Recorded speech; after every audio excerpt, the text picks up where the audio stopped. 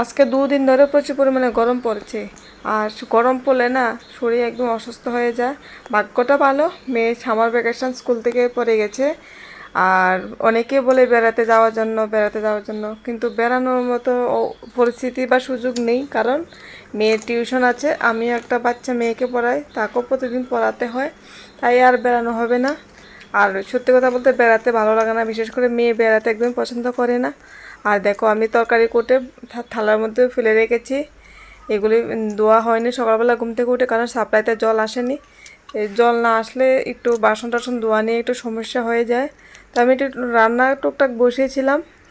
আর দেখো রোদ কেমন গরম পড়ছে। সকালবেলায় যদি এমন রোদ পড়ে, এবার দুপুরবেলা কেমন অবস্থা হয় তোমরাই বুঝে নাও। তো ঘরে কারেন্ট ছিল না, তো বাইরে একটু গাছের নিচে এসে দাঁড়ালাম, আম গাছের নিচে। যে এখানে একটু মোটামুটি ভালো বাতাস লাগছে গায়ে। আর তোমরাও দেখো কি সুন্দর পরিবেশ, মানে পরিবেশটা খুব সুন্দর অবস্থায় আছে। আর কি সুন্দর রোদে ঝলমল করছে, মিষ্টি বাতাস গায়ে লাগছিল। এটা হলো আমাদের ঘর। তোমরা কারা কারা সামার ভ্যাকেশনে বেড়াতে গিয়েছো বলো? গতবার তো গিয়েছিলাম, গতবার সামার ভ্যাকেশনে গিয়েছিলাম মেয়ের সরি সিকিম ঘুরতে গিয়েছিলাম। মেয়ে, আমি, স্বামী আর ভাই মিলে গিয়েছিলাম সিকিম ঘুরতে। এবার আর যাওয়া হলো না, বেড লাক।